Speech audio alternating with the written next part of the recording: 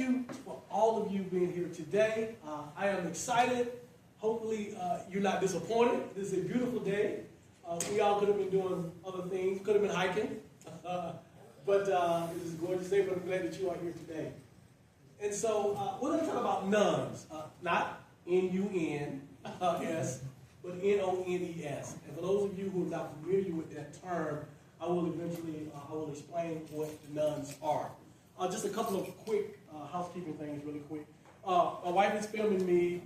This goes on my website and a YouTube page that I have as well. Also, I'm a paid speaker, so this is information for those who want to call me up and speak, so they need to see me speaking, obviously. So those of you who are hiding from someone and don't want to be seen, she's only filming me. If you're hiding, then you're fine. Secondly, I bought a few copies of my first book. Actually, my first book on this subject is actually my third or fourth book. It's published. The other books are on business because I have a degree in business and I've done a lot of stuff in business as well. But the name of this book that I have in the back, those of you who want to purchase, is $19.99. The name of the book is From Saved to Sane. I am a former Christian, and so it's sort of a play on words. Christians are big about being saved. So I named my book From Saved to Sane, My Journey Away from Christianity and Why I Think It's Been Detrimental to the African American Community. But in the book, there is a wealth of information about religion in general, the history of religion, why religion, I believe, is detrimental just not to the African American community, but to all societies. So it's a great book, a great read. I think Peter was sitting over here. His wife purchased the book a while ago. I didn't even know it, but she told me at a dinner that she's enjoying the book. It is a great read. It's an easy read. It's about 150 pages with a lot of great information. So if you are interested, then please see me after this presentation. All right. So with that being said, let's get into it.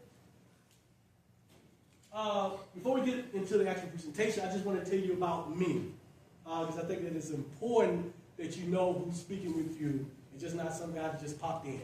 I am a member, but William Cartwright, EMBA. I have a master's degree. I have a degree in finance, and then I have an executive MBA, and then I have a master's in arts in religious studies.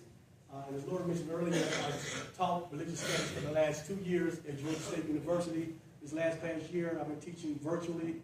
I've been here since July. I got here in 118-degree weather, and we survived, and we are still here and loving it. So yeah, again, author of 3 or 4 books. I lose track, but Save the Same is a book that I've told you about. Just some interesting facts about me in relationship to this space here. I've been interviewed by Dan Barker. Many of you are familiar with Dan Barker, from Religion Foundation. Dan got a hold of my book from someone that I don't even know. Called me up. I was shocked. I didn't believe it was him, so I had to ask him like multiple times, "Are you sure this is Dan Barker? Are you sure? Give me some evidence."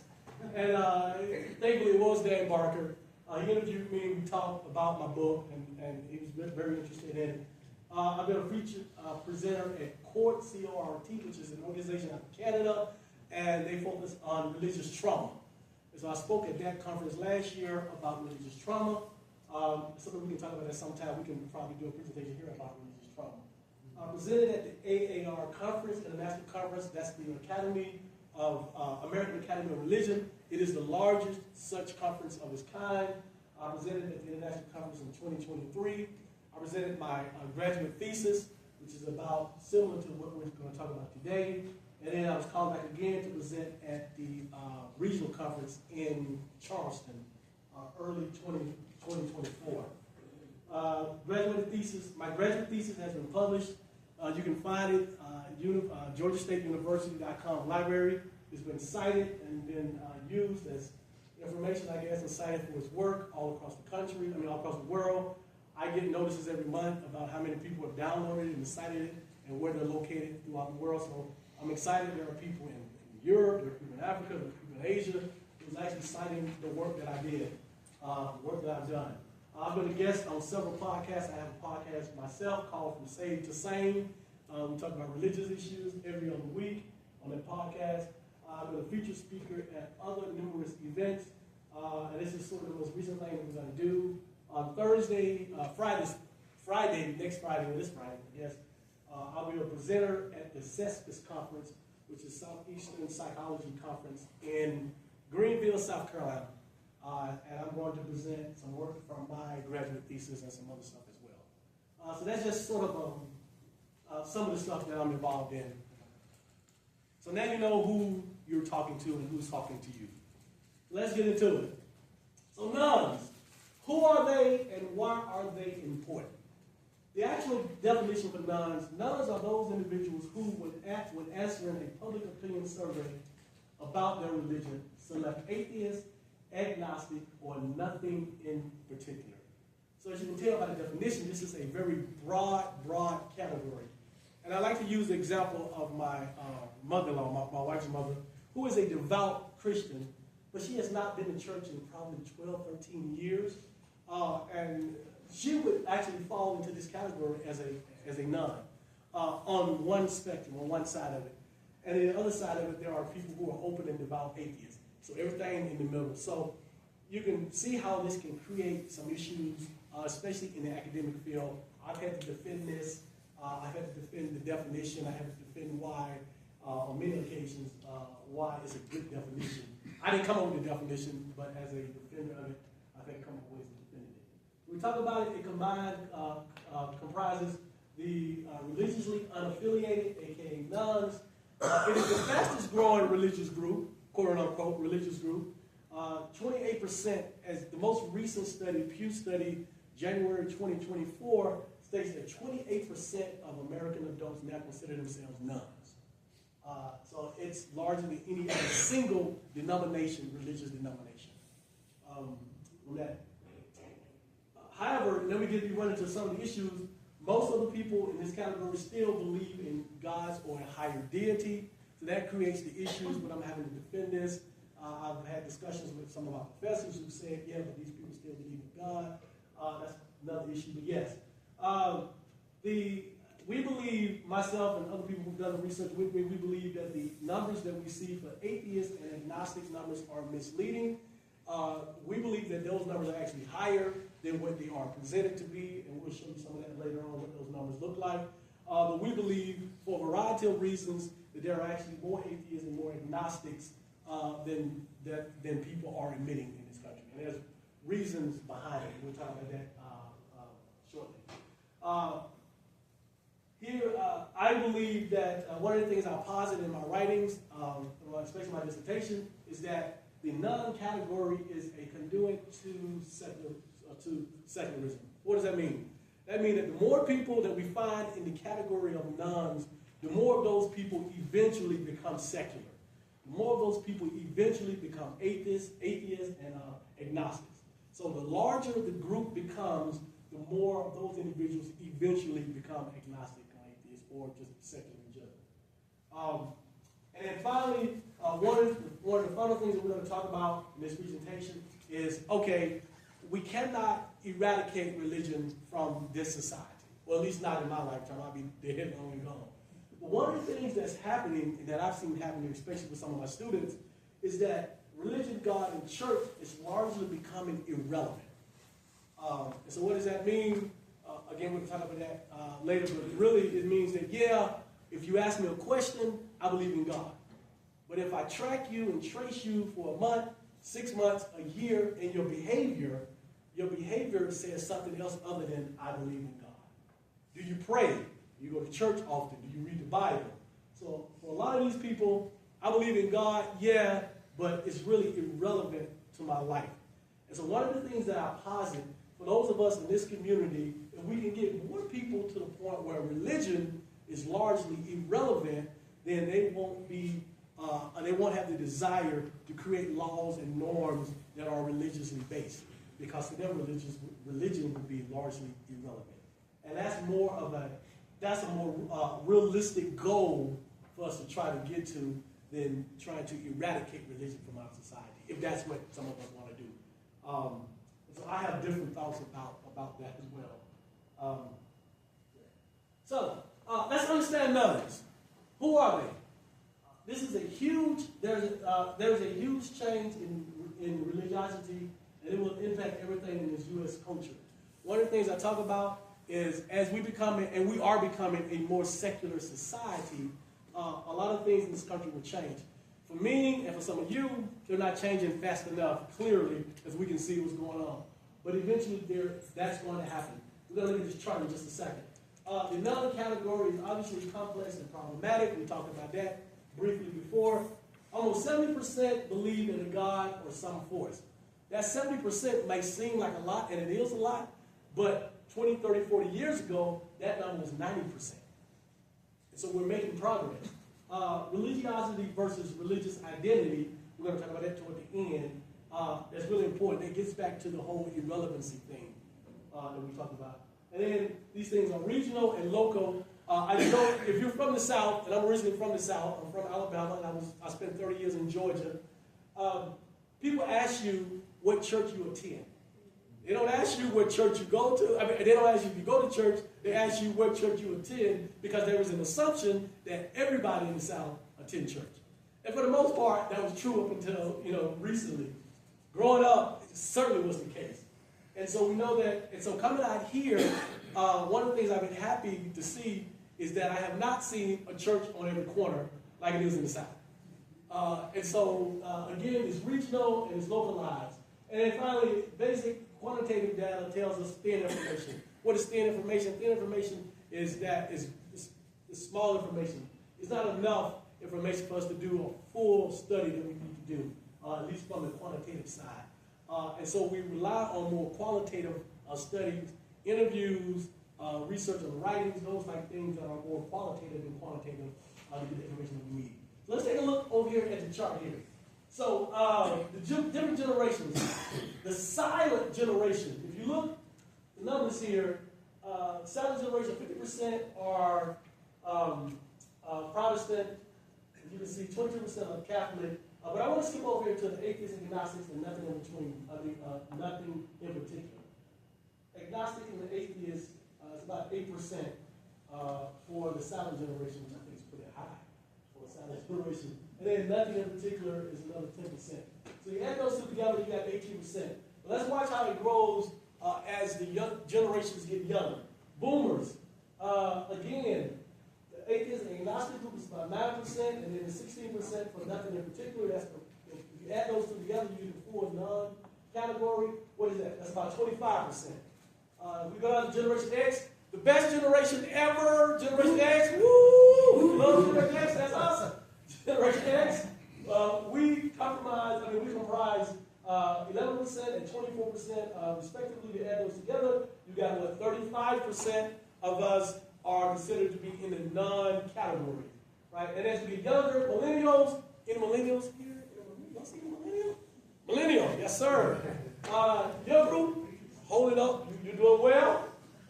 Millennials, we got 15% atheists, agnostics, and 30% nothing in particular. That adds what to about 45%. So you guys are doing great. And finally, Generation Z, which was a lot of the students that I taught. He's alpha. Yeah, he's alpha. So Generation Gen Z, a lot of the students that I taught, 70% and 31% respectively. You add those together, what does that give us? What is that? 48%. That's a lot. So that's the direction that we're going into. So we should be happy about that because as we get younger, we tend to be less religious and more secular. If there are any questions or comments, I will take them. There's a slide at the very end that says questions and answers, but I'm willing to take, because I don't want you to forget what you're thinking about. I think it makes for a better conversation. Let me get him first and then you. Yes, yeah, sir. Just to clarify, were you saying that the nothing in particular group can include people that would say, I believe in God or a God, but they're just not checking the other boxes? Okay. They're not checking what denomination are you a part of. Yeah. When you ask what denomination are you a part of, say, no, I'm not. Nothing in particular.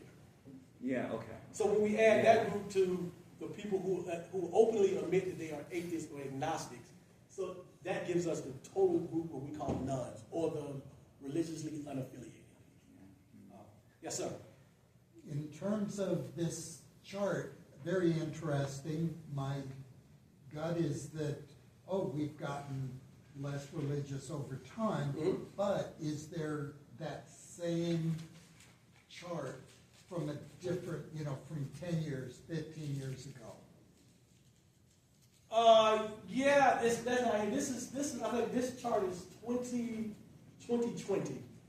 There's some more information that may answer that question later, but we can get a chart. But that's an interesting question. But I think what this focuses on is, again, as we get younger as a society, we become less religious and more secular. Him and then him. Yes, sir. I have a question for you. Yes, sir, Doctor. The word God means so many things to so many different people. Absolutely. I wonder if you would consider perhaps pseudo-defining what that means. Albert Einstein was asked if he believed in God. His answer was, I believe in Spinoza's God. As you know, Spinoza was excommunicated at age 23 from the Jewish congregation, the Portuguese Jewish congregation in Amsterdam, because his idea of God was the laws of nature. And he was influenced by Descartes, and he went into this thing of nihilism. So we're now talking about, and he wrote his treatise based on the elements. And he was heavily influenced by Descartes and all the German philosophers of the time. So when you come about this word of God and people ask me about that, I have to say, what do you mean by that? Because the word God in a room of 50 people, you would have 50 different answers. For me, if I define it in terms of the laws of thermodynamics, physics, and the language of mathematics, I have to say yes. If you're asking me about some God that intervenes in my life, which was what was the cause for Baruch Spinoza to be kicked out of that, then, that my answer would be no, I'm an atheist, or I'm a non-theist or something. So when I see the question as a statistician, I'm often wondering, what are people thinking about when you ask that question? Okay, so great question. So it's loaded. I think the easiest and the most simple way to approach this is to define it as something that is supernatural, something that is beyond us. And I think that intervenes. Well, but a deist won't fall into this category, and a deist simply believes that there was a creator, but that creator doesn't intervene in our daily life. So then we have to separate deists, and atheists. So even with a deist, he or she would believe in a supernatural power, just not a supernatural power that continues to intervene in our life. So I think the definition or defining it as something that is supernatural beyond us, I think is a better definition or better explanation. Still doesn't get everything, but I think it's a better instead of God. I think it's just supernatural. Yeah. So great question. I think it was somebody else. I think it was him and then you. Yes. Yeah. Is there any statistics in terms of as each generation actually ages? It's kind of akin to what it was like 10 years ago. Because as a late boomer, I could see in my college years people being secular, and then as they had babies, then they reverted back to their upbringing. And then as they got old, depending on where they were, their success or trauma would flag back and forth between. And I think that's I haven't. I'm sure that the data is out there. I haven't seen it, but I think that is an excellent point to this point as well. And I think what you will get is as life happens, but life happening can take us in two different directions. Right. So, for example, my wife and I talk about this all the time. I've had friends who are my age, Generation X, who've lost kids. Kids have died. And that experience has even taken them to, I'm more entrenched in my faith because it's all that I have, or God, why? If there is a God, why did you let this happen to my child? And I'm a believer. So life experiences can take us into either direction. I don't know if just getting older and thinking about our mortality, if that takes us into being more religious. religious, and it could be. Or I'm reading this book here, and it is an excellent book. I don't know if I want to introduce it at some point. It's called Society Without God, right? The author is Phil Zuckerman. Phil Zuckerman is a professor at the Claremont Schools in Los Angeles. And in this book, someone asked him to do a writing for a paper, and so he went to Sweden and Denmark to study those societies because they are two of the most secular societies in the world. And what he found is that people function very well, society is efficient, and there's not a lack of morals. But even as those people got older, they didn't revert back to becoming believers. Part of that was that they accepted death as part of life. One of the reasons that we know that people are religious is because they're seeking an answer for what happens when I die. And so when I have these discussions and debates with people, and they ask me, well, what about when you die? I said, well, what about when I die? When I'm dead, I'm dead. And it's hard for them to grasp the concept that I'm not concerned with, or that you might not be concerned with, what happens to us when I die. That is a difficult concept for theists to accept.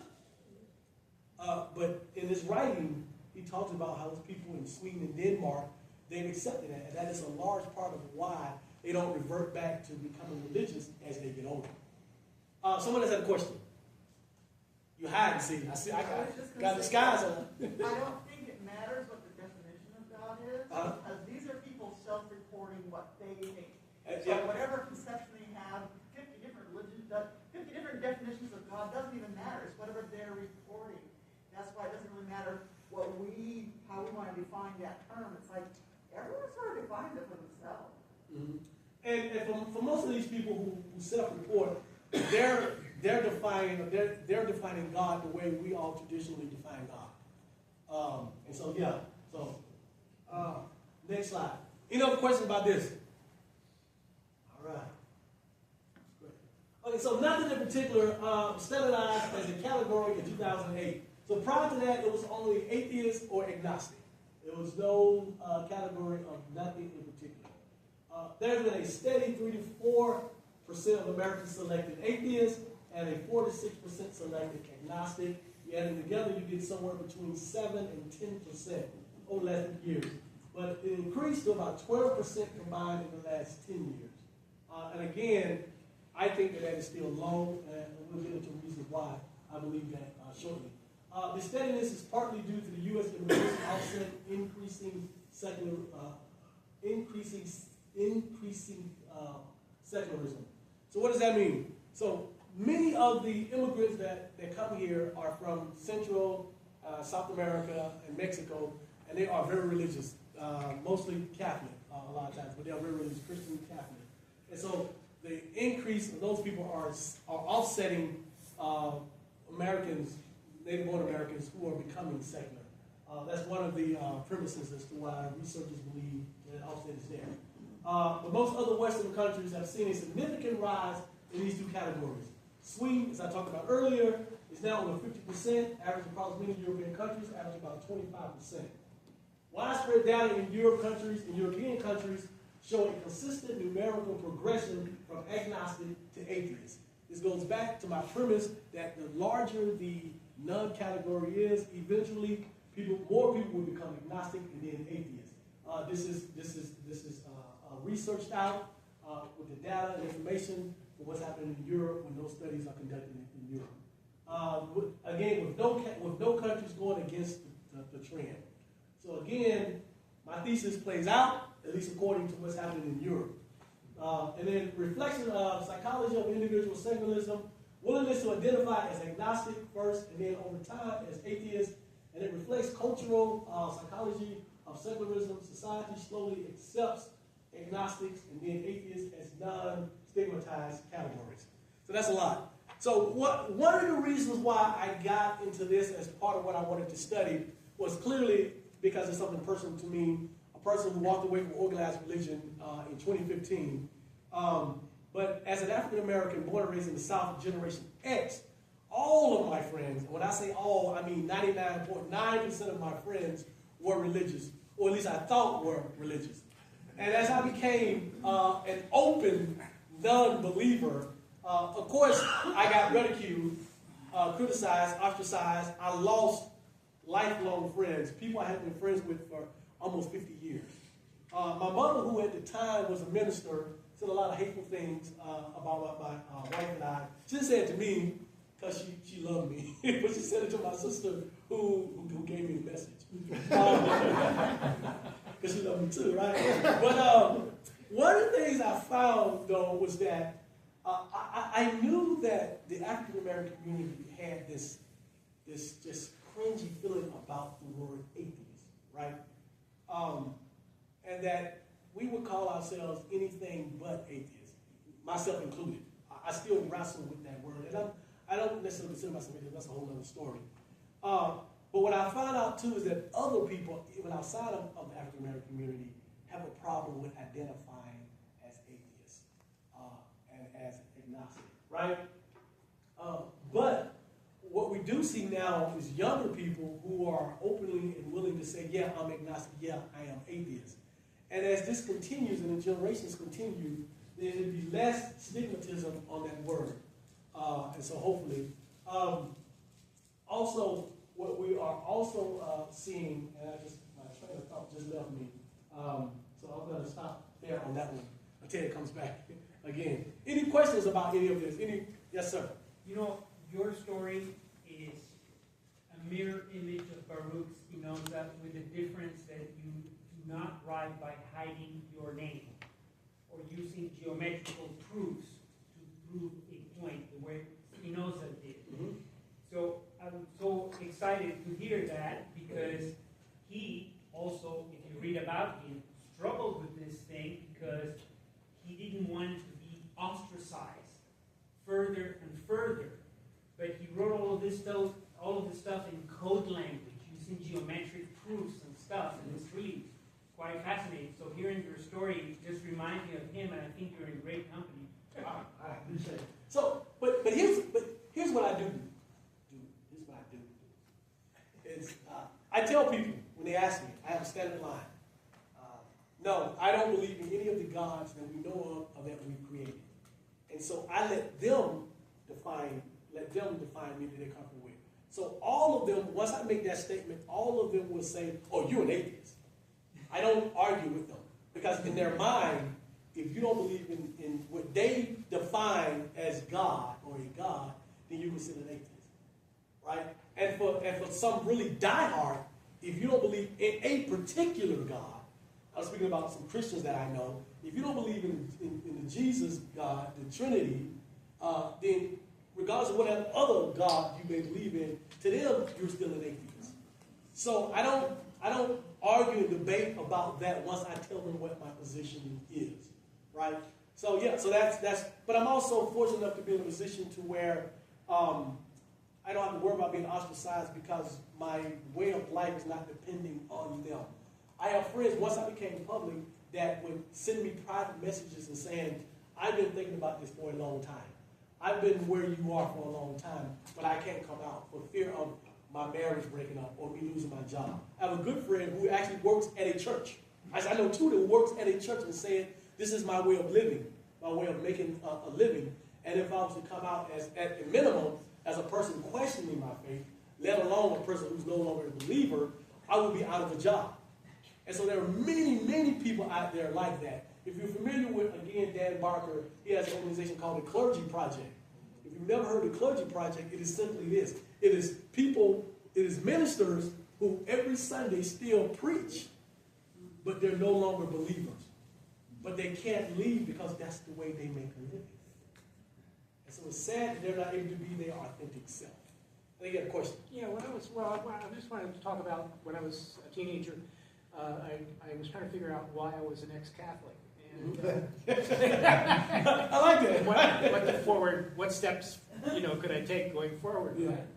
And so I read a book by William James, 19th century I know William James, psychologist. I studied him very well. Yeah, a very smart guy, and one of the most famous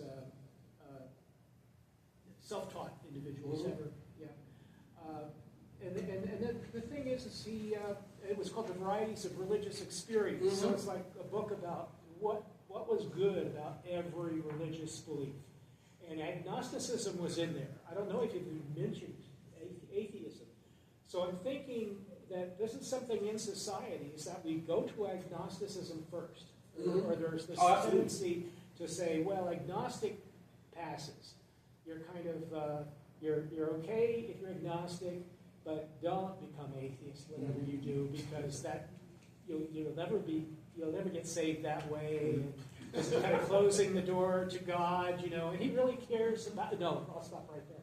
But yeah, so there is that whole thing about what is acceptable. I even met at my parents' house. I met a guy who was.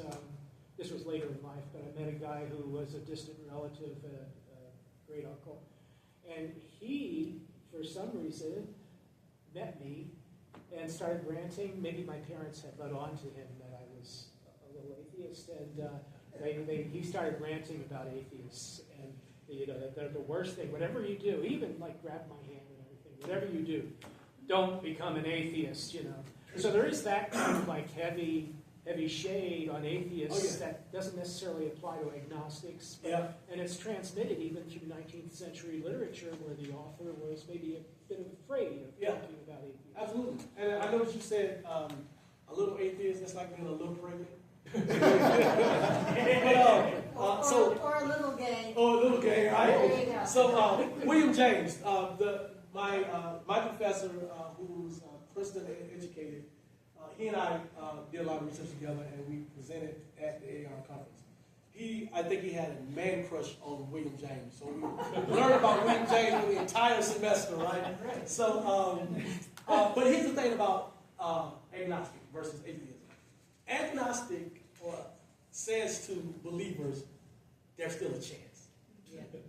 There's still a chance for me to bring you back. But if you jump over here to atheist, you're gone. And I can't help you. So they're more comfortable with agnostic because it's like, okay, so there's a chance I can bring you back. And so you're absolutely right. You're absolutely right. Yes. In your research, did you find any difference on kind of acceptance if someone used the word non-believer, identified as I'm a non-believer versus atheist? Why do you think I use non-believer? No, that's fine. No, absolutely. Non-believer is more acceptable, more tolerable. Yeah. Agnostic is more tolerable. Humanist is more tolerable. Skeptic is even better. And so all those phrases are there. But there are some pragmatic uses of it too. There are people who are actually skeptics, still believe, but they're questioning their faith. And there are people who I consider myself really a secular humanist. And so there are people who are humanists.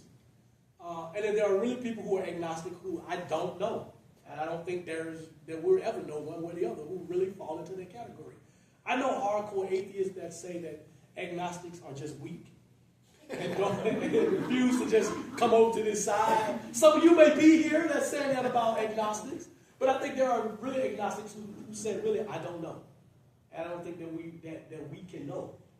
And that's sort of the position of agnostics. There are militant agnostics. I met an Australian. Militant agnostics? They Militant might as well be agnostics. atheists, Yeah, right? they like I met an Australian guy. Okay. They said, you're an atheist. You really don't know what's going on. It's only somebody who doesn't know whether there's a God or not that actually can understand the truth. So that actually represents the truth of religion. Yeah, I mean, I think it's hard to say one way or the other. It's hard to say there is absolutely no God.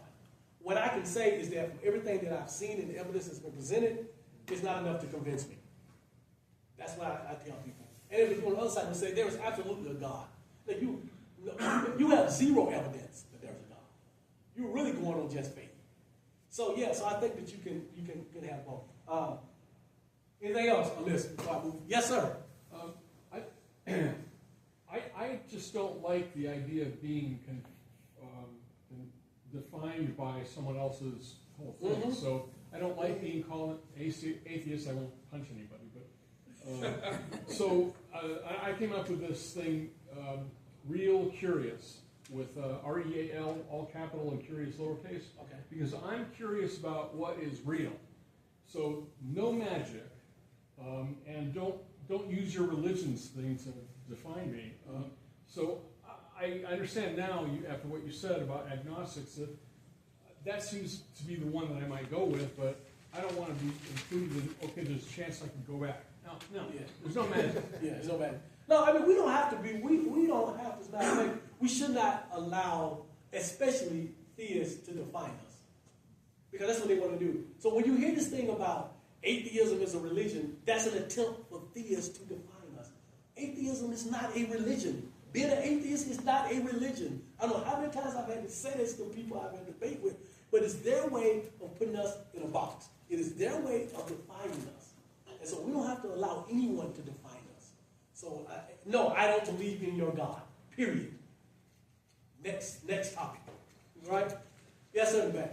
I don't think it's possible to be an atheist, maybe because if you take the word itself, atheist means without theism. And nobody in today's world can possibly be without theism, because theism is in every corner, every piece of our society, our religion, our government, other countries' government. So how can you actually be atheist?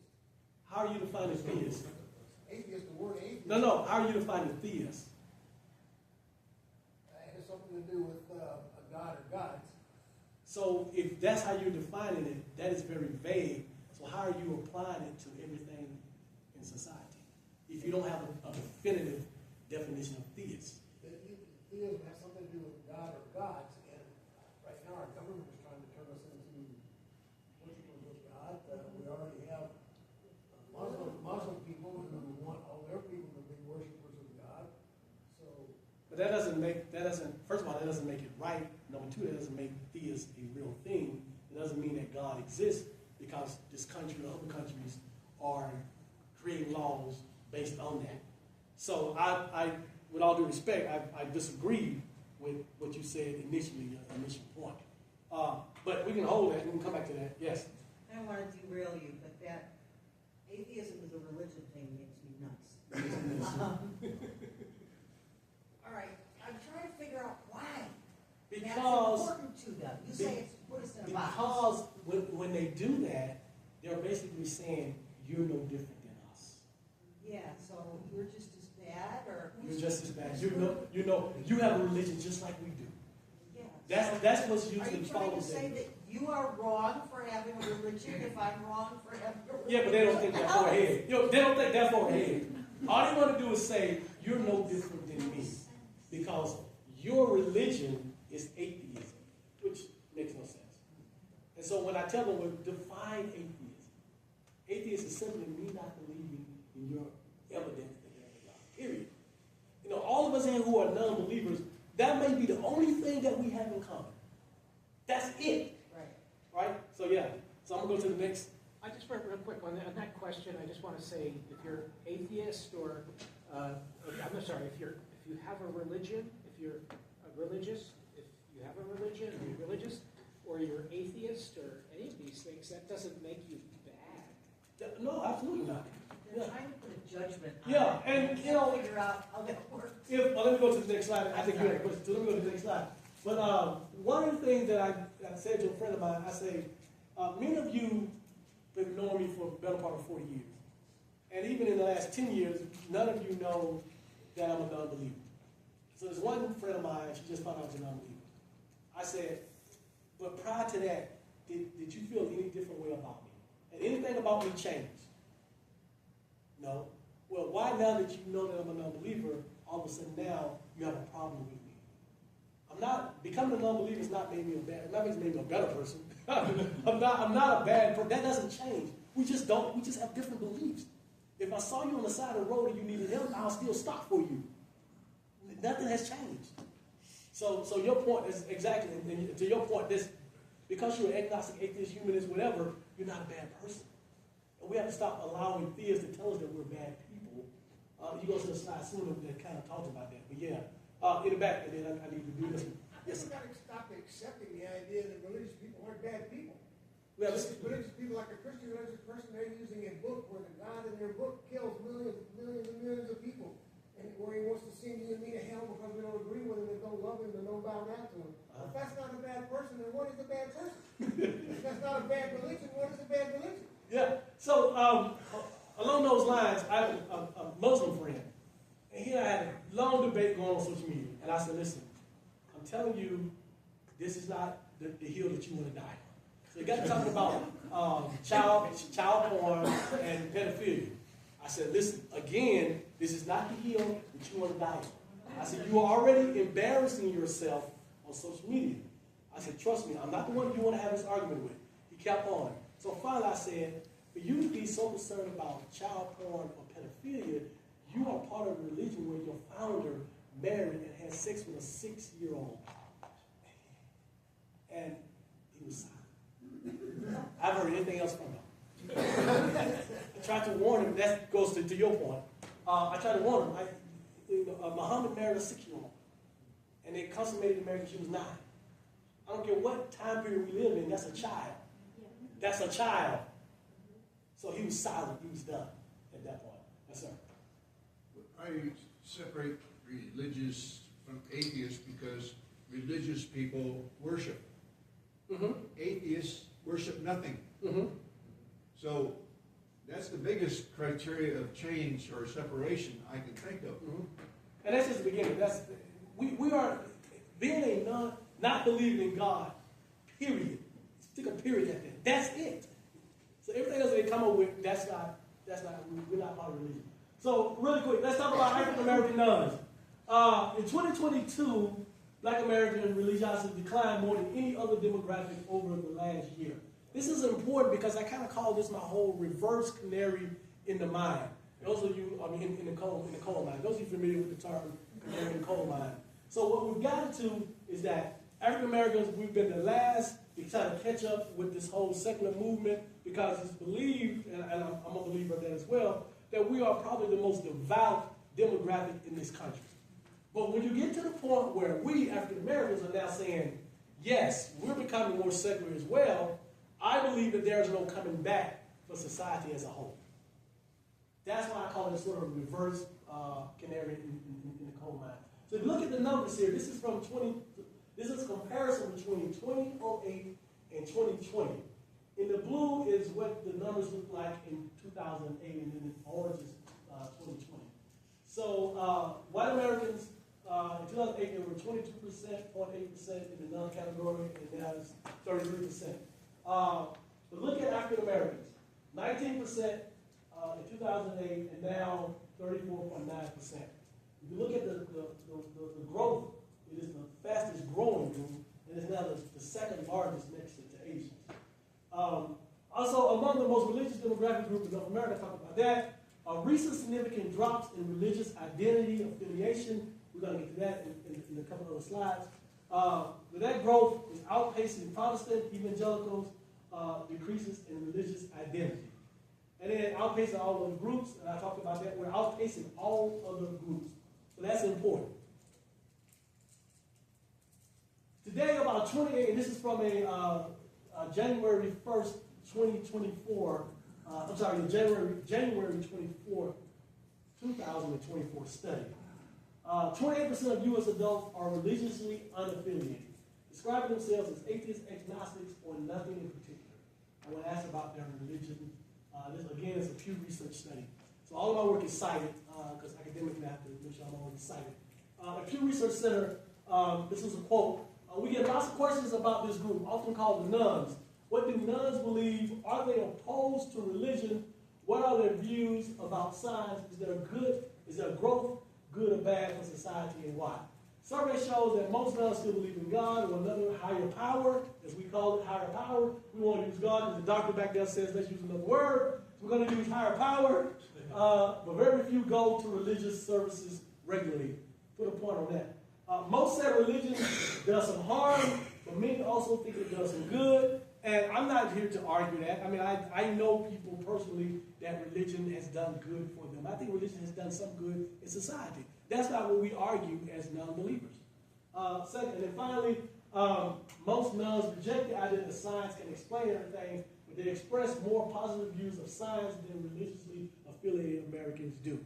I don't know how many times I hear a person say, yeah, we should be teaching about creation in school. I'm like, you idiot. When was the last time you read a science book? Middle school, high school, colleges, universities. Evolution is the accepted science in our existence. It's not creation. These people argue with you that it should be creation, that it should be taught. It's anti-science. Yes, doctor? Yeah, I always tell people, you know, if you have these beliefs in religion, then you have to assume the world is 2,000 years. But if you rely in physics, the world has been around for 6.8 billion years. Not the world, I mean the universe has been around for that long, and that is enough time for evolutionary processes to occur. Also wanted to refer to my colleague here who said he had a hard time with the concept of, you know, being defined as a religious person. Mm-hmm. And for me, it's like, I don't really have a word, but the only thing that I can come up with is I have to sit with the idea of the Riemann hypothesis or Fermat's last theorem, which was proved in 1996 or 94.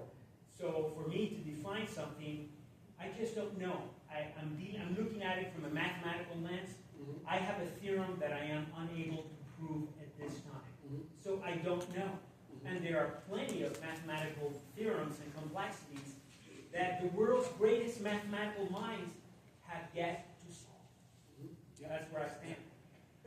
And so if you, to your point, if you are a young creationist, then you believe that the earth is 6,000 to 8,000 years old. And we have artifacts much older than that. So again, this really don't make a whole lot of sense to me. Let's see. Okay, is religious identity irrelevant? Early on we talked about why irrelevancy is important for us. So irrelevancy, irrelevance is any form of religious identity that has very little implicit impact on daily living, and explicit identity is likewise not intact. So let's unpack it a little bit. Religious identity irrelevance. Using quantitative data, we see the complexity of nuns from explicit labeled identity versus irrelevance of either explicit and implicit identity. We're going to break that down in just a second. And then the survey data is self-reported. Somebody mentioned that it's self-reported, and thus largely resulting in explicit religious identity.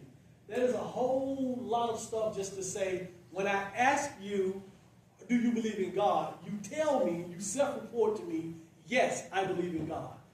But if I track you in your daily activities for a week, a month, a year, your daily activities don't show that you believe in God. Meaning that you don't pray, you don't read the Bible, you don't attend church. Right? But explicitly, when I ask you, you say, yeah, I believe in God. But in your daily activities, that's not what we see.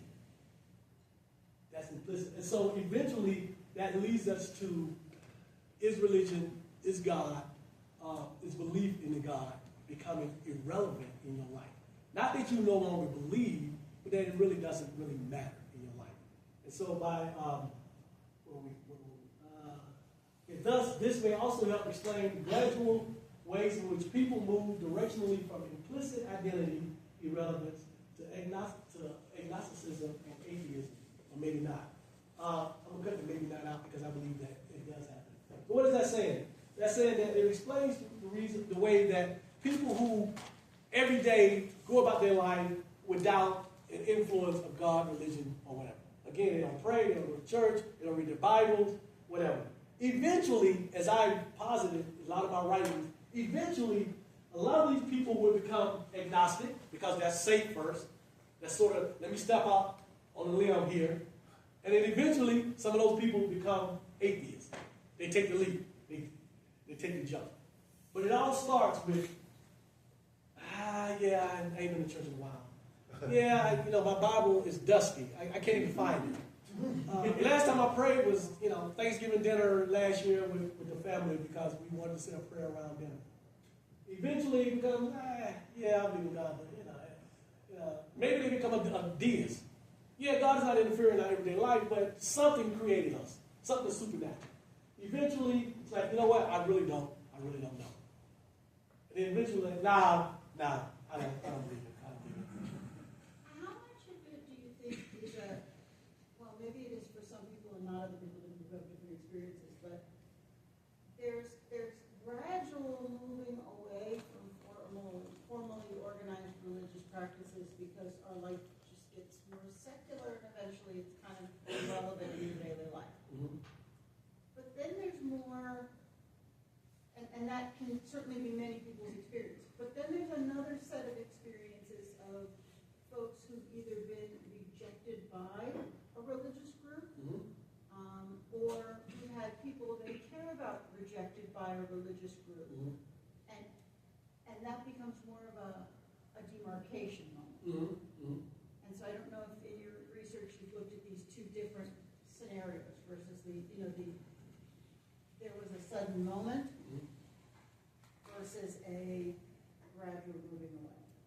So in the research I've done, and some of this is qualitative research, meaning I've had conversations with people that this has happened. You mistreated me or you mistreated my friend, contrary to what theists believe, because theists believe that the reason why most of us, especially if we used to be theists, the reason why we're no longer theists is because of what's called church hurt. That somehow we were hurt. The church hurt us or whatever. And so my explanation, and what I tell people is that it is not what you did to me that made me become a non-believer. But what you did to me or what you did to my friend caused me to start questioning the religion. Because if you are an example of the religion, and this is how you treat me, then I'm thinking to myself, maybe there is something that I'm missing here. Because you're able to treat me in this cruel way, but yet still call yourself a Christian. And so what happens with a lot of those people is that now they start to read something other than the Bible. And they start to do research. And they start to think from an analytical standpoint. And eventually they get to the point of, you know what, I really don't know. But it started because you mistreated me or you mistreated someone that I love, and that just didn't sit right with me from someone who's calling themselves a Christian or a part of the Jewish faith or Muslim. And so when I have these discussions with people, I say, no, I was never hurt. I mean, things happen. I'm part of numerous organizations, and there's things about the organization that I don't agree with, and there's people in the organization that I don't get along with, but I don't leave the organization. I said, but church hurt, as you call it, says to me, why are you able to act like this if you keep saying that, oh, this is the greatest thing ever, this makes me act so well? It's an example, and I'll give you just a second. The example that I use all the time is, I've been married, tomorrow I will be married 19 years to this beautiful woman here. Tuesday is our anniversary. And so when I tell people, especially younger people, I say, if I tell you that marriage is the greatest thing in the world, my wife is awesome, I mean, it saved me, it did wonders of me. But every time you see me, I'm talking to this woman, flirting with this woman, doing this, that's going to cause you to question not only me, but the institution of marriage. And so these people, these Christians, they are representatives, whether they want to admit it or not, they are representatives of the religion. And so if they treat you or you or you or you or you in a way that is unbecoming to their teachings, now I got to ask questions about, wait a minute, what am I missing here? And that's sort of pulling back the layers of the onion. It's a slippery slope with that. Yes, sir. I just want to put this on the table because I got very interested in neuroscience, and what something triggered me when we had a court decision where the court said something about, well, okay, we have to allow this company to do this because they have deeply held beliefs. And I stopped and I'm like, what does that mean, deeply held? What is deeply held? And I'm bringing this up because this has been used all throughout your presentation and everyone who's been talking here. The word belief, we don't have a very good definition for that. Beliefs could be anything. I mean, it could be a belief in God, it could be belief in the sun or the moon or Bitcoin or whatever. It's a container for something, but what is the mechanism that how that happens? And neuroscience plays a role in that because, like, I believe children are basically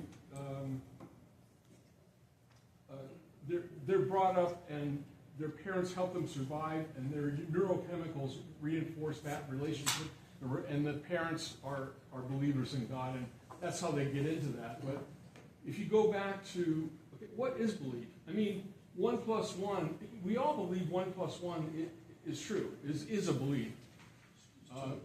Let's do this. 2 points. When you get up in the morning and you look at yourself in the mirror, do you say, I believe I'm a man? No. Do you say, I believe I'm a man? Well, I don't say it, but it's probably assuming. No. No one in here that's a man or even a woman gets up in the morning, looks in the mirror and say, I believe I'm a man today, or I believe I'm a woman today. Because we have evidence that we are. Belief is lacking evidence. That's what belief is. Belief is holding something to be true without the evidence for it. So when you say 1 is 1, math and science has shown us that from what we know, 1 + 1 is 2. No one has said, at least in recent times, I believe 1 + 1 is 2. We've all said 1 + 1 is 1. Because we have evidence, at least based on how it's defined, that that's what it is. Yes, Doctor? It's kind of like saying the square root of 2 is an irrational number. I believe in that. That's good. Prove it to me. I can show you a mathematical demonstration that shows that pi is a transcendental number. I can also show you proof that pi to the e power is transcendental, or is irrational, but not transcendental. So what you said is belief is something without evidence. I can believe, mathematicians believe all kinds of stuff, but it wasn't accepted until you show there is the evidence, and at the end of that, you write quod erat demonstrandum. That which has been demonstrated, case closed. What's the next problem? That's it. That's my issue. Where is the evidence? Show it to me, and then we can talk about it. Yeah. Yes. Yeah, I appreciate what you said. And if I can offer one thing, I used to know a guy who was a philosophy major, and he said, if you want to know what someone believes, just look at how they act. Because we can say a lot of things, but just look how they act. That's how you actually know what they believe. And I thought that was... and that goes back to the whole explicit thing. You can say you believe in God, but your actions says something completely different. And we like that. We as non-believers, yeah, you can say that, but let's get to the point where your actions don't show it, because what that's going to do is eventually you're going to stop pushing for laws and norms that are dictated by one's religious beliefs. Because at some point, religion is going to be irrelevant to you, even as a explicit believer. Let me get the young lady in the back. She had a question. Yes, ma'am. Glad to have you back. Let me get ready, because your last questions were really deep. So let me get ready. So, me and my mom kind of worked on this question together. So, my question was, is there like a correlation with people leaving religion, but being more politically extreme? Is there a correlation between people leaving religion and what's that? Them becoming more extreme? Becoming more politically extreme. Those who have left religion? Yeah. I don't know if there's a correlation, and certainly there's no evidence that there's causation. But there are extremes in every organization, every point of life. There are certainly people who are extreme about their disbelief, just like there are people who are clearly extreme about their belief. Let me put it like this. Now that I think about it, I went through a phase when I left organized religion where I was, quote unquote, extreme. Now, extreme is a relevant term. I mean, a relative term. I didn't want to fight anybody, but I was extreme in trying to tell people what I thought I knew at the time, which wasn't, enough to be trying to tell people. Because I felt like I had been lied to for all of my life. So I had some extreme behavior at that for a while. Until some other friends sat me down and said, listen, this is part of the process. You're going to have some extreme behavior. You're going to be angry for a while, and you're going to eventually mellow out. You might even get to the point where you're like, I don't care what they believe, right? But now this is what I do for a living, and so I'm not extreme. It's more about educating people or having these kind of dialogues and debate. So is there a correlation? I'm not sure. I think there are some extremes. Certainly, is there causation? I would say, depends on what you define as extreme behavior. You have the answer? She has the answer. It's part of the January 2024 Pew Survey. Okay. Okay. That's it. If they are religiously unaffiliated, meaning, I was a Catholic, I don't know what I am right now, blah, blah, blah. Those people, no, they are not politically interested in anything. They don't volunteer, they don't do, they just live their lives. Okay, I can see that. If they've moved out of that into agnostic or atheist, they are highly likely to become politically active. Okay. Politically active. But not Well, politically, they're gonna vote. but not politically extreme. But voting is not. Yeah, voting is not extreme. Well, No, they will. in a lot of. They'll Well, not in this country, right? They're more interested in their community. Yeah. And I don't know if that's a That's not healthy, extreme. that should be a healthy thing. Right. Hold on 1 second. Let me get back to the mother. Yes, ma'am. No, I can often make the assumption that everybody thinks like me, but obviously people think differently and make decisions differently, and most people make decisions through mental shortcuts. So I have read some things that actually, because the way we're framing the answer to that question is us in this room, but then there's the other political extreme of, it looks like hyper-religiosity, but I did read something, you don't have to have an answer to this because it's complicated, but I did read something that as people became more secular, that it caused that certain groups to become more extremely religious, and although they don't probably go to church like they say they do, like you said, like that they transferred that religiosity to the political extreme, and No. I absolutely get it. And so So let's use another example, a similar example. When you attempt to make certain people equal to other people, the people who have enjoyed the being unequal, they push back. So the same thing with religious people. For so long, this country has been, even though in our Constitution it's not supposed to be, this has been in practice a so-called Christian nation, right? A lot of our laws, right now we still have laws in 6 or 7 states that an atheist cannot be run for state office.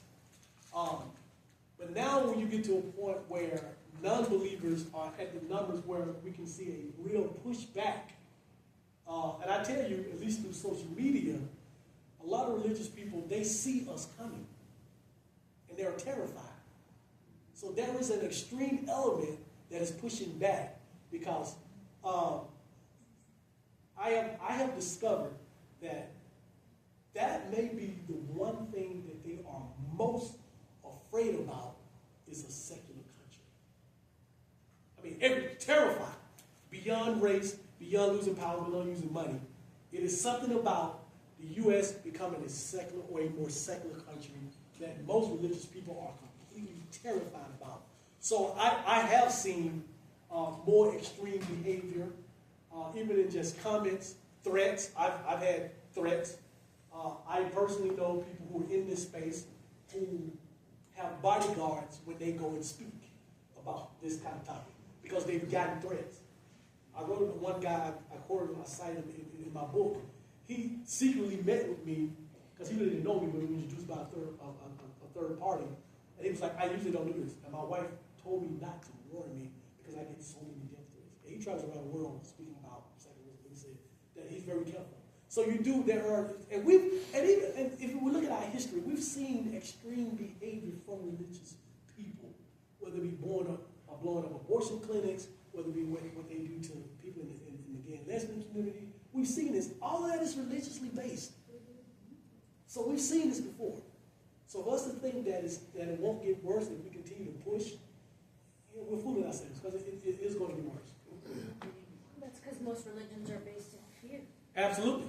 Absolutely. Fear and control. Yes, sir. So at the core of some of these religions, there are a lot of extreme people. Yeah. And you know, and the religions themselves have been extreme over the centuries, and you know, it's just basically a whole series of crimes that occurred in Western civilization because of some of these religions. And some of them, basically, that situation still exists today largely. And my comment on the idea of extremism is that not just that, but that people who leave religion, they do tend to become more motivated. And then, of course, there's going to be a spectrum to motivation. And part of that spectrum is going to be the extreme. And and that's going to just happen because things happen in a spectrum. Phenomena happen in spectrums. They don't simply happen in a single, reaching everybody focuses on a single point, and everybody becomes this sort of perfect, non-religious glob. And I'm fine with what I have not seen, and what I don't think that we will ever see, at least I hope not, is an atheist blowing himself up in front of 1,000 people. Right. Because I want you to. Yeah, I just wanted to say, I had a question about the one myth at the end. Secularism creates unstable societies. Let me get to that. You're getting Yeah, I'm getting to that. Did you have that was it. Okay. So why is all this important? Is because, and we're about to go to this. Secularism creates unstable societies. So where did I get that from? I got that from people who I debate with, argue with, and talk to. Who, when you say, what is your fear of a more secular society? Well, because it's going to create instability, and we're going to lose morals. We're going to have less morals. So I had to explain to somebody, even just earlier today, her question is, her pushback was, well, we got our morals from God. So I had to explain to her, I even cited a couple of books that she could read. I explained to her, no, humanity got morals through evolution. We understood as primitive people that if I harm you as part of my community, then that makes things harder for me as we fight together to survive nature out here in the natural. And so we understood that I need as many of you around as possible for our collective survival. That's where morals came from. Modern man is 200 to 250,000 years old. The oldest evidence that we have of any religion is about 10,000 years old. So we developed morality long before we created gods. So that's part of where that came from. Let me get to the next slide. So here, we talk about societies. So here's a list of the most secular countries from 2017 Gallup Research Poll. China, Sweden, Czech, UK, Belgium, Azerbaijan, Vietnam, Australia, Norway, and Denmark. Most of us here know that all of these are well-functioning societies. They have no more, no less crime. Well, some of those actually have a lot less crime than, say, countries like the United States, or certainly Middle Eastern countries, Muslim countries. Absolutely. Right? Yes, sir. Can you define what you mean by secular here? Secular is, that's a good question. So secular is, first of all, there is no state-sponsored religion, and the majority of the people consider themselves non-religious. United Kingdom has a state, kind of a state-sponsored. Yeah. Because I've heard so many definitions of that. Yeah. That's why I asked, like, what does it mean in this one? Yeah. So that's the definition that I got. And in the case of the UK, where there may be a quote-unquote a state-sponsored religion, still the majority of the people consider themselves non-religious. Yeah, it's interesting. The people. So that's how we know that. And as we contrast that and take a look at the most religious countries of 2024, and what do we notice about these countries? really religious. Well, besides being really religious, they're lower quality of life. I guess the way I like to phrase it. It's sort of an all-encompassing term. So they have a worse quality of life. There's no Nobel Prizes in there. They're all from the global south, too. Yeah, and so United States is ranked 104. There are anywhere between 196 and 200 plus countries in the world that they consider countries. So the United States is just about halfway there. But if you take a look at these most religious countries, they enjoy a much lower quality of life than the more secular countries.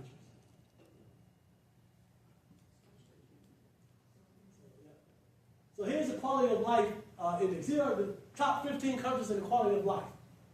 Most of these countries would be considered secular countries. They have the highest quality of life.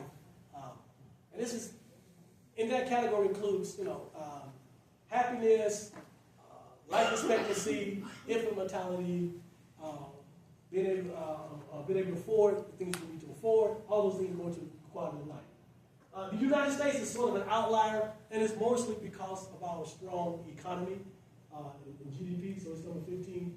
But most of these countries, high quality of life are also the more secular countries. So when you get into a debate or argument or dialogue with people, here's information, here's some weapons that you can use to say, well, we need to stay religious because we'll lose morality and our country will just go into chaos and fall apart. No. No, that's not the case. I have a couple of objections. I think that Okay, that list of is course. a little bit colonialist heavy. And the other list that just preceded it, those were very small, not just poor countries, but they were very small countries. On the other list, you have the almost entirely atheistic China, which is which is 1.4 billion people, and that swamps the second list, which has small countries only. So I'd like to see a more balanced list that has maybe the whole number of, starting with the whole, it has totals, but it has like all the countries in the world and the ones that, and the ability to equalize the populations. In other words, how many people are actually religious and how many people are non-religious in the world. We haven't talked about that yet. I mean, we talked about America, right? Yeah. So here's what I want us to get out of these last few charts. There are extenuating circumstances for some of these. A lot of these countries are very homogeneous. They are smaller in total population. So all of that plays a part in it.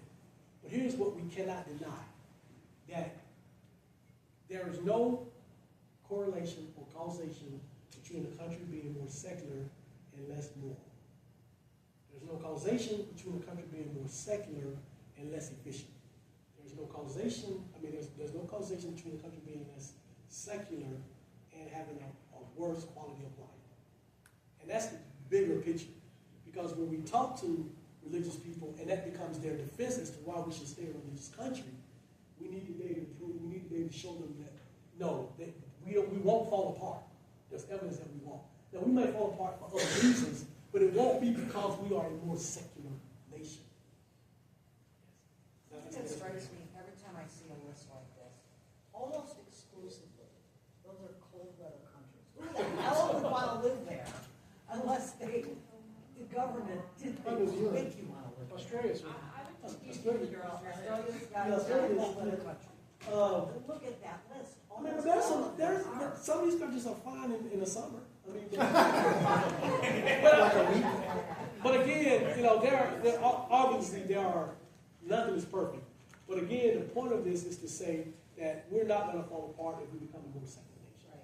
And we have evidence of existing countries who are more secular, who have not fallen apart, who are, as a matter of fact, who are thriving from a quality of life standpoint. I think someone over here had a question or comment before we go to the next one.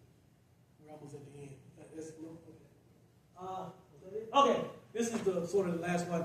So I wanted to give you guys some reading if you want to read more about this topic, this subject. Some people who I've read and researched and cited in some of my work.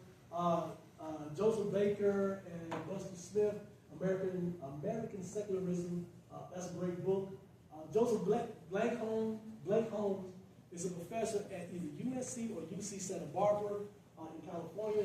He and I have actually spoken. He was very interested in my work. And he has his book, The Secular Paradox, is a fantastic book. I've used it and cited some of his work. Ryan Bird, you can follow him on X. He does a lot of the charts research. He breaks it down into charts talking about nuns and secularism. His book, The Nuns, Where They Come From and Who They Are, is a fascinating book, a great read. Christopher Cameron is an African-American professor at University of North Carolina, Charlotte. He writes about black free thinkers. So black free thinkers is the precursor term to black atheists and black non-believers. And so he talks about the history of African-American non-believers because, again, there's this belief that all African-Americans have always been deeply religious.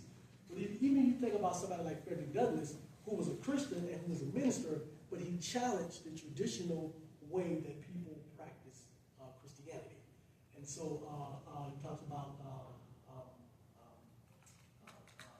Hurston, what's her name? Hurston, great poet. She was an atheist, open atheist, and some other people. Jose Casanova, Secularization, International Encyclopedia of Social and Behavioral Science. If you guys want to take a picture of this or email back and get you this information. Anthony Penn, he's a professor at Rice University. He really writes about humanism. For those of you who are interested in humanism, he writes about that a lot. And then Jonathan Kahn and Vincent Lloyd have a great book, often cited book on race and secularism in America. It's a really complex read. Big book, very complex read. So this is just some information, along with my book, which is in the back, and I want to get a copy of it. But that is pretty much, I think that's it. That's the last slide. Questions, answers, discussion. That is it. Yes, sir. I found myself a little confused because I think that I believe that I don't believe. That's a start. That's a good thing. That's a good thing. Yes. Two examples of something that wouldn't captured out of the Pew Research. My husband would have always said he was Catholic. Mm-hmm. Never prayed, never went to church, but was raised Catholic. He would say he was Catholic. So on that list, he'd be called Catholic because that's how he would have answered the question. Yeah. Okay. Boyfriend, who would have called himself spiritual but Christian. Your husband and then your Well, boyfriend? husband died. Oh, okay. You left that little detail out. I think it's kind of important. This is a consecutive. I think that's kind of important. I think it's important. But go ahead. You know, Go not ahead. necessarily. Everybody does their own thing. Hey, you're right. You're right. I'm not here to judge. But Don't go ahead. judge. Don't judge. Okay. So your boyfriend. So he was Christian and called himself spiritual. Mm-hmm. Didn't go to church, wasn't associated with the church. Prayed, okay, read the Bible, he said grace before meals, never swore.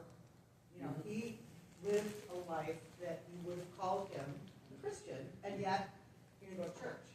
It would depend on how he was asking the question, how he answered the question. If he said that I'm a Christian, then he would not be a nun. If he said I'm spiritual, then he would be a nun.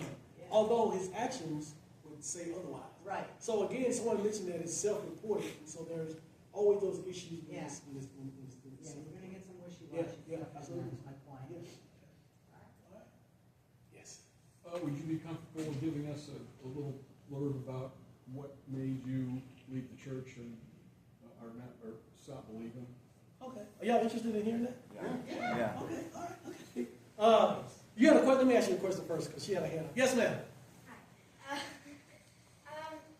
So I know we've been basically going over this most of we've kind of like been answering this question. And I have this question kind of at the start of the meeting. But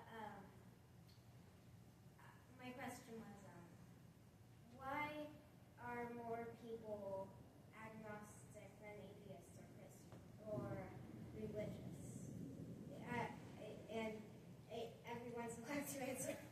Okay, so really your question is, why are more people willing to identify as agnostic as opposed to atheists? Because clearly more people are religious. The reason why is because there's a stigmatism attached to the word, there's a stigma attached to the word atheist. So agnostic, for people, religious people are more comfortable with you if you say you're agnostic, because that means, in their opinion, that means that you don't know, you're kind of waffling in the middle, and there's still a chance for you to come back to their side. Right? Well, when you say that you're an atheist, in their mind, they're saying that you are too far gone for me to save you. And so now I have no more conversation for you. And so people tend to be more comfortable with those people who, if they had to choose one or two, they're more comfortable with people who are saying they're agnostic. They are agnostic. That's what that comes from. When you're in California, you say you're atheist. When you're in the Deep South, you say you're agnostic. Good point. And I don't know how much you say you're agnostic in the Deep South, because they'll still come for you. I haven't found a church yet. Yeah, I haven't found a church yet. I'm visiting many churches. Going back to the word belief, it always has that middle word in it, lie. Mm-hmm.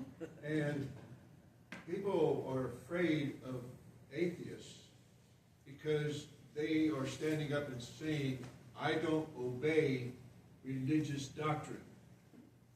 And they're afraid of that.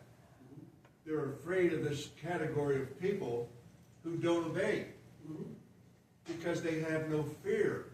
So they try to instill fear in everybody, but they leave the atheist alone because they know they can't change him, and they don't want to be seen as failing trying to change him. So, as a risk of getting into the whole conspiracy thing, because I'm not a conspiracy theorist, but I do believe that belief system in this country is part of a much larger system of control. And I'll just leave it at that, because I don't want to get into all of that. And I'll tell you my story after. Well, I just want to echo onto that. Like, some stuff that I've seen is, like, they call it like poisoning from the pulpit. So, like, some of this anti-atheist stuff that you're right, it's like super like, I don't want to tell people like that I'm an atheist unless I'm here, because they will think I'm basically a bad person. That you Yeah, kill babies.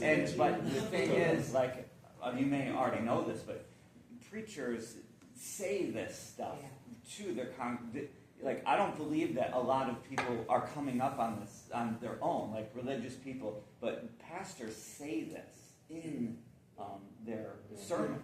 Yeah. That And here's what you'll atheists find. are bad people. Yeah. Like, it happens To a today. group of people that are incredibly uneducated. Yeah, and here's what you're finding. 20, 30 years ago, when I was in church, rarely did I hear a pastor denigrate atheists, because there were none, or they didn't know of any. They would denigrate other religions. Buddha is not real, and Allah is not, and so forth and so on. But recently, in the last 10 or 15 years, you hear a lot of preachers now who are openly attacking atheists because they see the movement, and they see that a lot of younger people are not believers, and they're open and they're quick to say, "No, I don't believe." And so they're as an institution, they're afraid. I think they're selling a product called the afterlife. Absolutely. And the marketing tool is fear. Absolutely. And the populace is absolutely ignorant. Uneducated, ignorant, absolutely. Yep. So let me tell you my story really quick.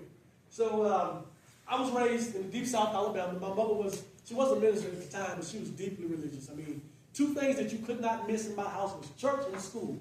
So I had perfect attendance to school until I got expelled twice. So other than that, I would have had perfect attendance. Yeah. So right, and you could not miss church. My mother would not like you. We literally were the first people at church even before the janitors got there to open the door. My mother would stop and she would pray on the doorstep, and then we would wait 15, 20 minutes, and the janitors would get there. We would go to church. Church would be freezing cold because they hadn't turned on the heat, right? And so that's how I grew up. I love football. I never got a chance to watch football on Sundays because we were in church all day doing revivals. Are you familiar with what revivals are? Yeah. So imagine being a child, teenager, not only going to summer revivals at your church in the hot summer, in the humidity, but going to the revivals at almost every other church in the city. And a lot of these churches had outdoor revivals, tent revivals. So I'm sitting in a tent dripping sweat as a 14-year-old, like, why am I spending my summers like this every year? So that was my story growing up. So that was church all the time. I got to college, and for the first time, I met people who had other religious beliefs. Because up until that point, I only knew Christians, and I only knew, like, Baptists. I had one friend who was Catholic, and we teased him for being Catholic. He didn't even know what the hell Catholic was. We just teased him because he wasn't Baptist, right? So I got to college, and I met people who were 5%ers, Nation of Islam, Muslims, whatever. And I was like, wow, this is interesting. And I almost converted to Islam. I came home one day from school, from college, and told my mom, I said, listen, Mom, Christianity is not for me. White man's religion. I want to become Muslim. so my mother said, all right. At the time, ham was my favorite food. She said, well, Muslims don't eat ham. I said, I didn't research that much. I said, well, let me start over. No, I'm good. So I tell that story all the time.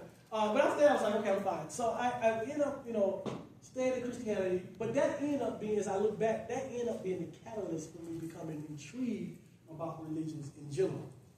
Fast forward, I was still in and out of church. But every time I didn't go to church, I felt guilty. It was that whole guilt thing. And it was deep. The indoctrination is deep. I gotta go back to church. I gotta go back to church. I met my beautiful wife here. We both were Christian believers, but she was born into the Muslim faith. She was Muslim for, 19, 20 years until she converted to Christianity. That's why her name is Selena. That's a Muslim name. So we both were in the church. We met each other. Yeah, we're in the church. And we would go to church, and then there were some things about the church that we sort of dragged, and we was like, this don't feel right. And one day, I think it was like August of 2015, her and I, we love to hike. So we were hiking around Stone Mountain, which is a big mountain in the metro. Well, compared to the mountains out here, it's really just a hill. So it really is. So we were walking one day, and literally, at the same time, we kind of turned to each other and said, you know what, this whole religious thing is not working for us. And at that point, we said, well, what are we going to do? So we decided to embark on our own separate journeys. I was set on never going back into organized religion at all. But I discovered that I had an interest in learning about religion from a secular standpoint, how it affects us. Why are we so indoctrinated? Why so many people believe? Why is it that people are fearful for those who don't believe? And so I started reading everything I could get my hands on. Started doing that, and then I decided, I said, well, in 2017, I did two things. I went public for the first time about my disbelief on social media and got just crucified by friends. I death threats, I got all kinds of stuff. And then at an event I was speaking about racism at a library, I don't know how it came up, but an audience full of people asked me a question. I gave about a 10-minute reply to the answer, and for about 10 seconds, I said, I don't believe in God. 9 minutes and 50 seconds, the person who asked the question didn't hear anything. And they said, wait a minute, did you say you didn't believe in God? And I thought, I said, oh yeah, I guess I did. That was the first time that outside of social media I became public about saying it. That's the only thing that they heard in about a 10-minute response. And so after that, I found other people who were sort of hiding in the closet about their disbelief. And I said, I'm in a position financially, I'm not rich, but my wife and I, we own our own business. And so I said, well, I'm in a position to where I can be outspoken and sort of become an advocate for these people who can't. As you guys can tell, I don't have a problem speaking up or talking. So that became one of my mission. And then I said, you know what? There's a story here. And so I wrote the book in the back about my experiences in leaving religion and what I'd gone through and why I thought that it was detrimental and harmful to society as a whole. And I said specifically African Americans because we were so devout in it. And so that was 2020 when I wrote the book. And I said, you know what, I really want to go deeper into this. And so I said, let me get a degree and learn more. So I enrolled in Georgia State University in the master's program and earned a degree in religious studies. Happy, I mean, 1B. So I graduated with a 3.98 or 3.89 or something. And I was teaching classes, and after I graduated, I taught a couple of classes. But it became very interesting. And so that's my story was really, but I think, make a long story short, it sort of stemmed from always having questions. Those of us who are Generation X, and if you were ever in the church, they would never answer your questions. They would tell you that that's the devil, you can't ask questions. And so things just didn't make sense to me. Like, how do you create an earth in 6 days? Snakes don't talk. Donkeys don't fly. So all those things, I just like, this don't really make sense to me. So it really was ongoing. So I was never like devout. Like I would, even when I was going to church every Sunday, I would not argue with you about, does God really exist? I would say my belief is that he exists. So I was never like that whole devout, like, I'm going to kill you if you don't believe the way I believe, because I know people that are. So I think I always kind of had questions, but I was stopped from asking those questions. And once I became an adult and was free, it wasn't easy. My mother, as I mentioned, said a lot of harmful things. And I came out to her in 2016, toward the end of 2016.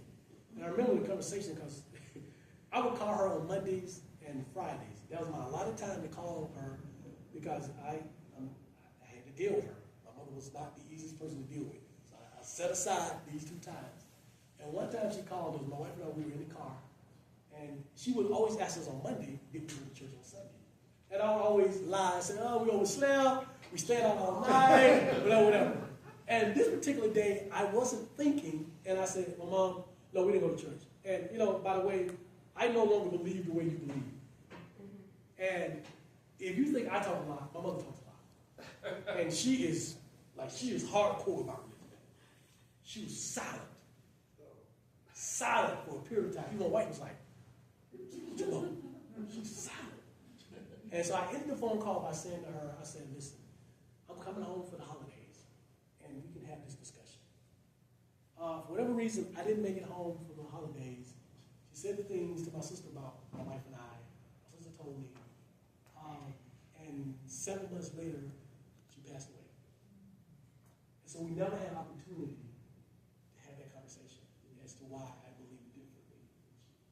But she went to her grave, at least early on when I first met her, literally saying that I was the demon child, the Antichrist, all of that. And I told my wife, I said, people always believed I was my mother's family. I was the oldest, I have a younger sister. And that was the first time in my life that I ever felt that she was not proud of me. And that she was not happy. And that hurt.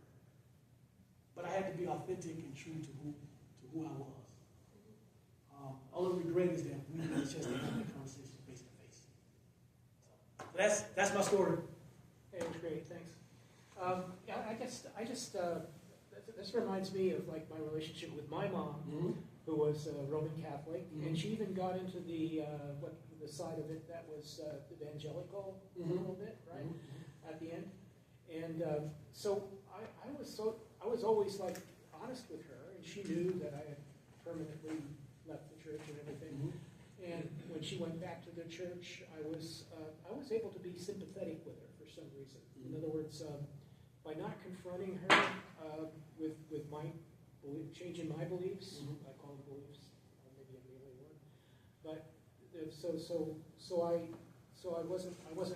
I didn't have to be confrontational, and I felt like I was always able to support her most of my life. If she ever wanted to talk to me about her religion, she was able to, and I was like okay about it, discussing the pros and cons of the events that had occurred in her religious life as well as our family life.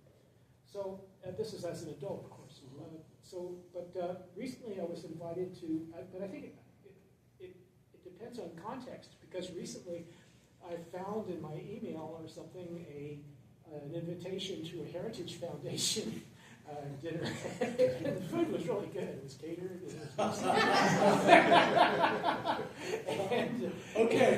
And of course, nicest people in the world, and some of them were even ministers, like yourself. Yeah. So it was this kind of there was this kind of opportunity for me to express some contrary views, and I was able to, like, when I met people who were like religious nationalists, I was able to argue with them really effectively, because I was able to show them that their religion was actually accidental. In other words, they thought they were religious because they were Americans. See, they have political, religious nationalism. And they thought it was because they were Americans. And I explained to them that it's because we came from Europe, and they were religious as heck, and we got it from them. You know, and they kind of like, oh, okay, you're right. It's not us, it's them. So it was kind of like you did it. Yeah. So you. I didn't know what you did. Yeah. Right. Yeah. So you can definitely. So it's like the style. You're not a coward, right? If you don't confront someone, you know, if you miss the opportunity to show how good it was for you to have become what you are, right, or whatever. It is, especially someone you love. It can be perfectly okay to have left it the way it was. I think we find that those of us who either come from that background or have family members or loved ones who are still part of that, we tend to be a lot more tolerant than what they are. We either tend to agree to disagree, or we tend to be silent about it. And because one of the things that we believe, we understand that they can become really extreme. You know, we've seen people who have been, you know, kicked out of families because they don't believe anymore, or you know, that kind of stuff. Some of the worst things that I've seen and heard. I remember talking to a young man. He was young and probably late teens, early 20s, and he was gay and an atheist and African American. He said, listen, he said, it was hard for me to come out as gay than it was for me to come out as an atheist. You know, and within the African American, the reason why I mention African American, because in our community, we are even less tolerant of gay and lesbian than the general public. Although half of the church is gay or lesbian, right? But that's everywhere, right? But the point is that you can be, or we can think that you are, just don't admit it, right? So he was like, yeah, but it was much more difficult, and I understand. Well, so we tend to be, because I never wanted to argue or have that fight with my mother. People who I know now I'm a lot more vocal and on social media, so I do. But I'm one of the rare ones. I get a list of people who say, I agree with what you posted. I agree with what you said, but I just can't. I can't come out. I can't tell my family. I can't tell my wife, my husband, or my mother. And so there's a lot of us that are still sitting in the background. So whatever you did, speaking to Christian nationalists, as I call them, you did a hell of a job. If you even convinced them to even consider it. Well, I didn't try to teach them to consider switching. But what I did is I showed them that it was not their religion about the United States being a Christian cauldron is absolute fiction. You know, it's just all important. But a lot of them are so extreme about that. And again, I think part of it though is that that's a tool that they use for other purposes. And in my book, I write that Westernized Christianity is the religious arm of white supremacy, and it is the religious tool of white supremacy. Westernized Christianity, and I write that all the time. And people say, I said no. I said because it's practiced differently, and this is me showing respect to those people who are authentically Christian and who follow the practice of Jesus. We know there's a segment, especially in the evangelical or Christian nationalists, who are using religion as a tool for white supremacy. Not all, certainly not even the majority. There is that element there, and they understand how powerful it is to other people, how powerful religion is. There are people in other nationalities who would say, no, I'm not Hispanic, no, I'm not black, I'm Christian first. You know, no, I'm not gay, I'm Christian first. And so that leads everything else. Everything else takes second seat to that. And people who are able to use religion like that understand that there are a lot of people who feel that way. So it's powerful. Yes, sir. One comment here, snakes don't talk, snakes do talk. And I can tell you how I have proof of that. But they don't speak English. Every time I get close to one, I clearly hear them say, "Run!" Yeah, we tried that. The snake didn't run. One had us, we were hiking, had us count a corner right here and wouldn't move. Yeah. We just crawled to about right here. It was a little path, and she said, you know, like, how long we gonna stand here? And she stood behind me. And she said, he keep looking at you. I said, well, eventually, we stood there about 10 minutes and finally we just had to sort of skirt around the side because he was not gonna move. So if I could have whispered to him, please move, it would have worked. Yes, sir. Based on your research so far, where do you see groups like this one, or the Humanist Society, or I wouldn't even know like what other like organized groups are out there? How have you looked at stats? Are they growing or not? Or because isn't there kind of a concern with the growing number of nuns, or well, the nuns are, but the growing number of atheists and agnostics, you know, like myself being here, you know, where are they getting community and you know, community support, for example, just in life, and you know, some of us don't have some of the support people get from their family and etc. Like, have you looked at how that is growing or waning or? Yeah, I think there's a couple of things. One of the things when we talk about those of us who are like advocates for that, we talk about if you know, if there's fewer people going to church, and a lot of churches are starting to be closed down. One of the questions that we right now don't really have an answer for, which is a legitimate question, is what are those people who are leaving religion? What are they going for the social aspect? Because there are a lot of people who not even religious, but they go to church for the social aspect. Yeah. Their friends are there, their kids' friends are there, and so we have to have groups like this. We have to have events that we put on, fun events that we want to get around and be around people who, from a religious standpoint, think the way we think, and then we realize there are a lot of other things that we have in common. I posit this: there are, especially the younger people, a lot of them who just we don't believe anymore, right? But it's part of who they are, right? They don't see a threat from the religious side the way that we do, because in their circle of friends, they're all the same. So they don't really need the church as a social outlet, because they go to the movies or they date or they hang out with people who are like them. Oh, by the way, we're not believers. The church is just a routine. Yeah. But okay. Yeah, and so many of them don't even go to church, never even been to church. And it's funny because I'm teaching in the South. I actually met 18 to 24-year-olds who was like, yo, who's this Jesus character? And I literally, like in class, I'm like, wait a minute, in the South. I was shocked. I said, I'm going to take a picture of this. I'm going to show this to my friends. Because you could never make me believe.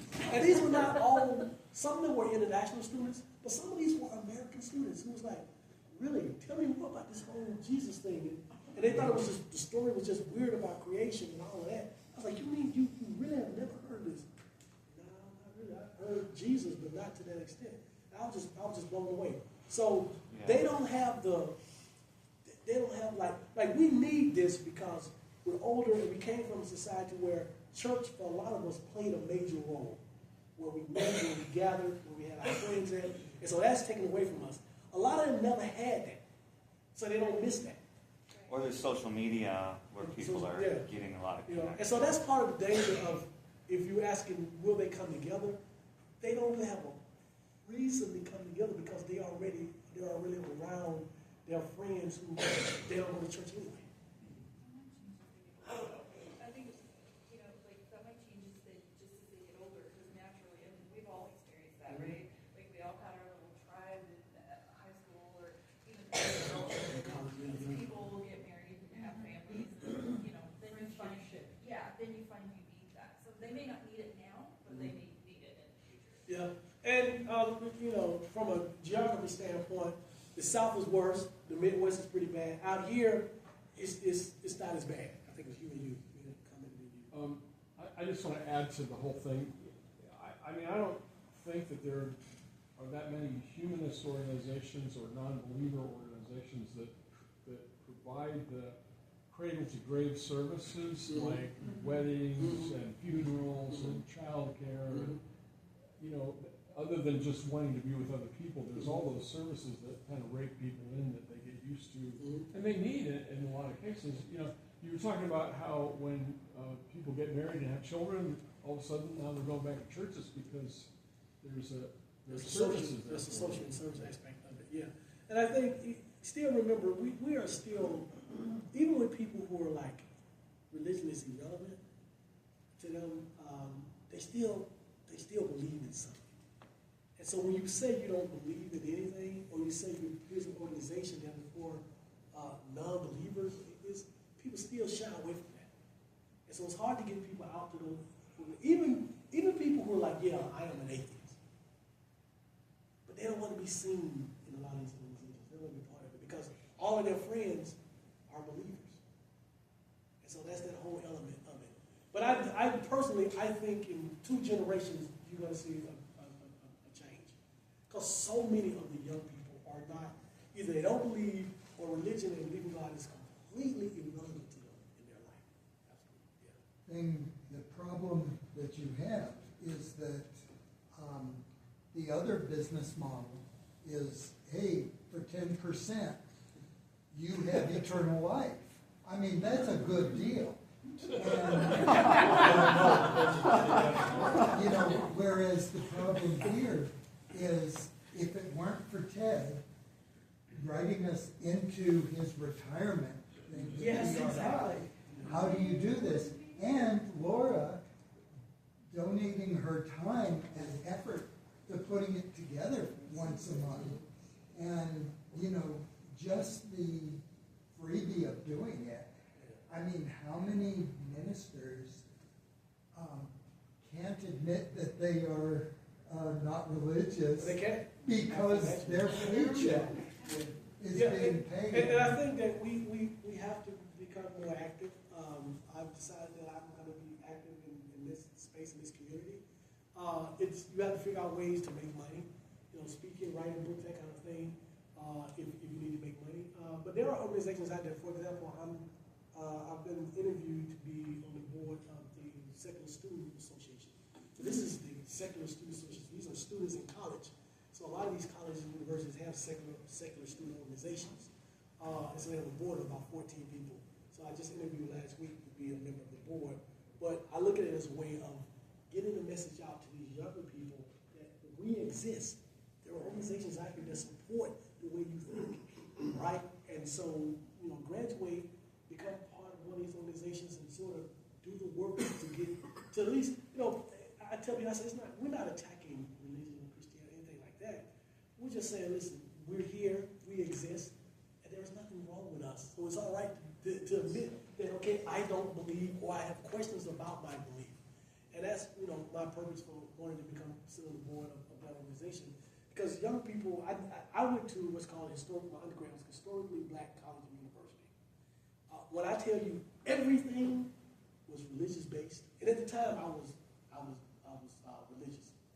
But I'm thinking now there are students who are not religious, but everything in that environment is religious based. Everything. I had a friend reach out to me on this atheist page. He said, every organization I'm part of, they start with a prayer and they end with a prayer.